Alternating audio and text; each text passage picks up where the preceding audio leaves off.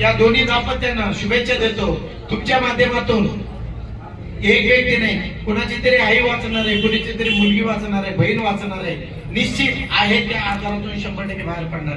व्यायाम केला, त्या व्यायामाच्या माध्यमातून, घामाच्या माध्यमातून शरीरातलं सगळं टॉक्सिन, कोलेस्ट्रॉल हे घामामार्फत बाहेर पडून जातं, शरीर एकदम स्वच्छ आणि क्लीन होऊन जातं। तुम्ही खाताय जेवणात बघा, तेल कुठून येतंय माहित नाही, अन्न कुठून येतंय आपल्याला माहित नाही, दूध कुठून येतं माहित नाही, दूध आम्ही थैलीचं पितोय, गाई म्हशी दूध राहिलं नाहीये, हे केमिकल येते याला। तुम्ही जरा विचार करा, दूध कुठून येते, तेल कुठून येते, साहित्य कुठून येते, हॉटेलमध्ये गेलं तर कसल्या तेलात बनवलं आपल्याला माहित नाही। थोडस चेंज करा, घरातलंच खा, घरातलंच खा, परंतु व्यायाम विसरू नका। व्यायाम करणं चुकीचं आहे,